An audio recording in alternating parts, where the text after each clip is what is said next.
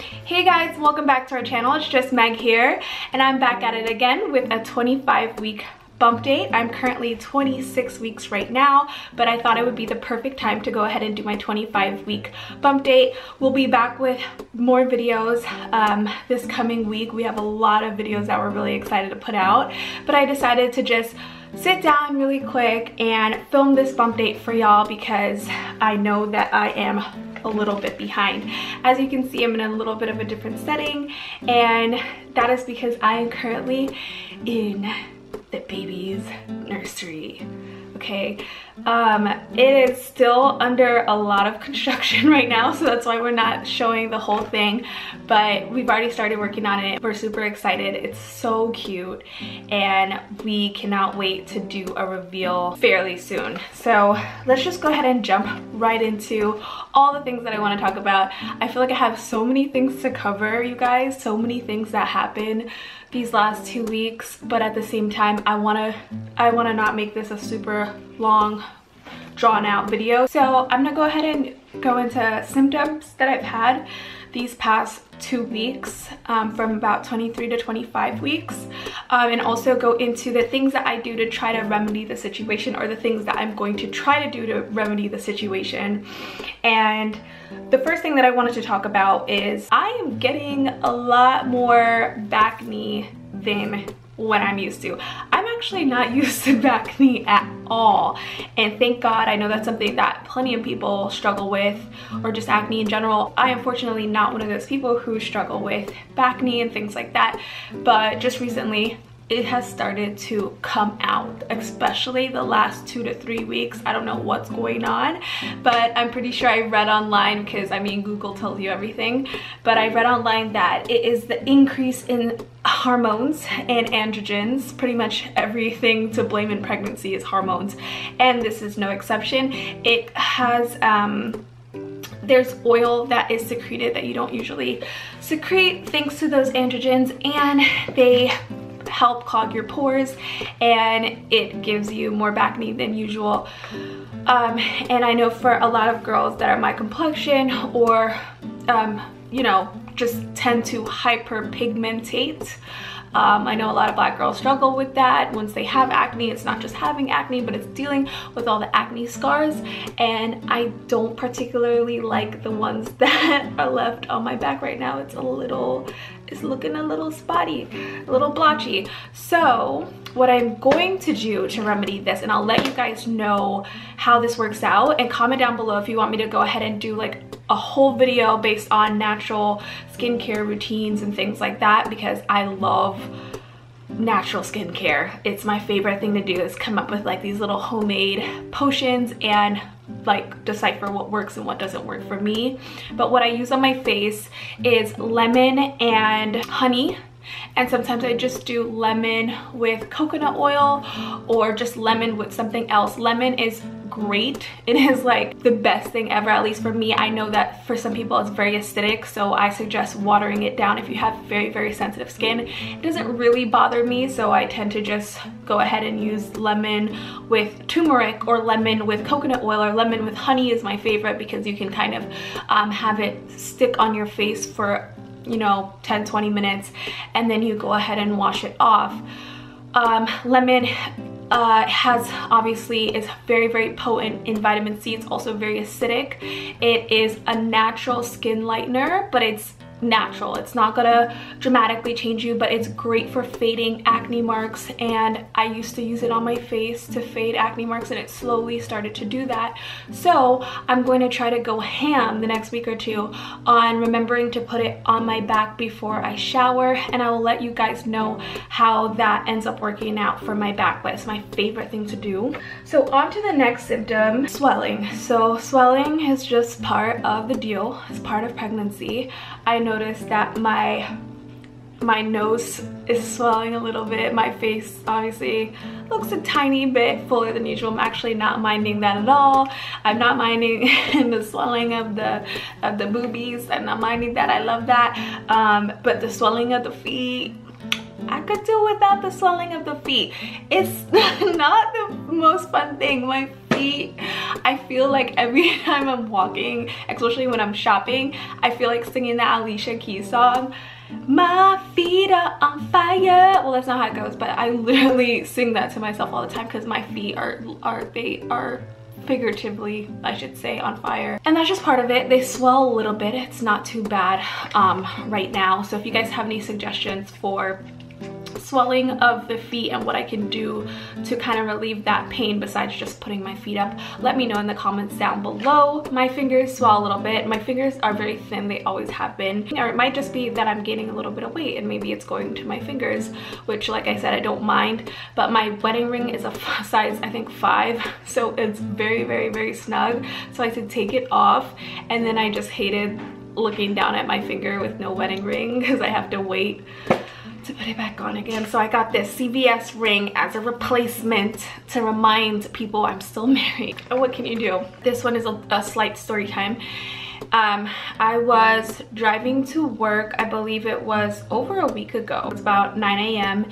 and I had a quick breakfast, and I didn't eat as much as I usually do the night before. I like to usually have like a meal before I go to bed, after dinner, or a snack or something, and for whatever reason I was just too tired and I decided to go to sleep. And I also did not drink before I went to sleep, which was a big mistake. So don't do that, guys. Drink all the time, even if you have to get up to go pee. Oh well. But anyways, I woke up in the morning and I had a quick breakfast. It was a banana, a slice of bread or something like that, and a glass of almond milk.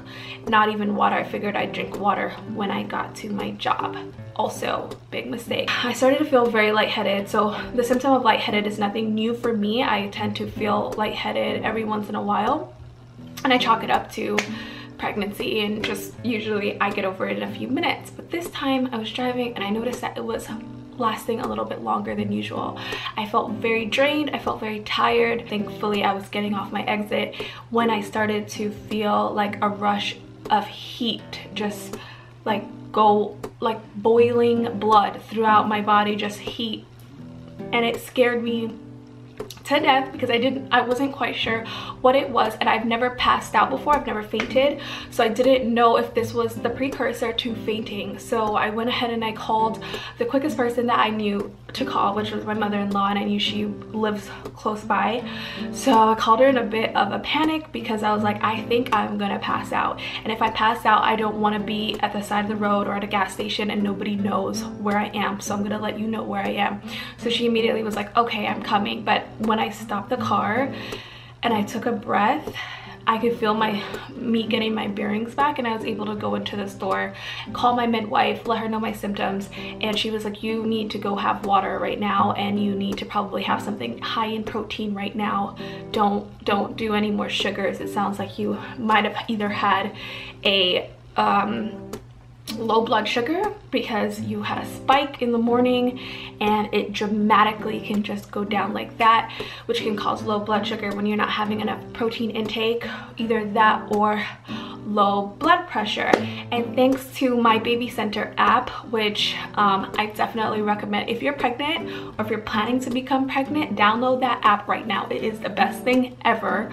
I promise you.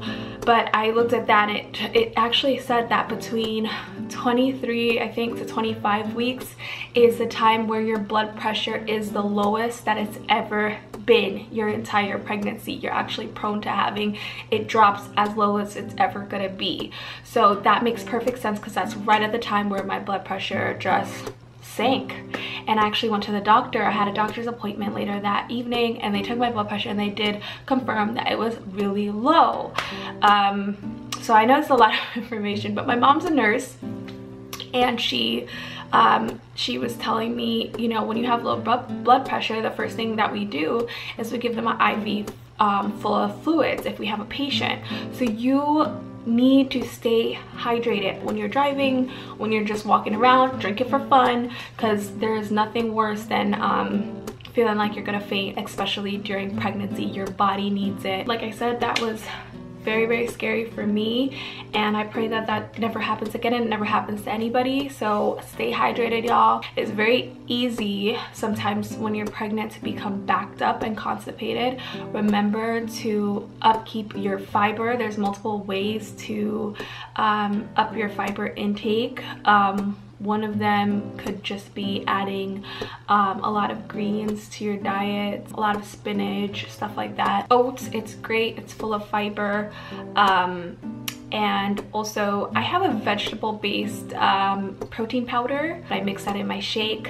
Just remember, increase that fiber, get that body going, don't stay constipated, guys. I want to keep you guys up to date with what I'm using on my skin. I like to be a little bit more aware of what is in my products and what I'm putting on my skin, more than usual at least. I don't drive myself nuts, but I try to use a more natural deodorant. This one I got from Whole Foods. It is Schmidt's Lavender and Sage.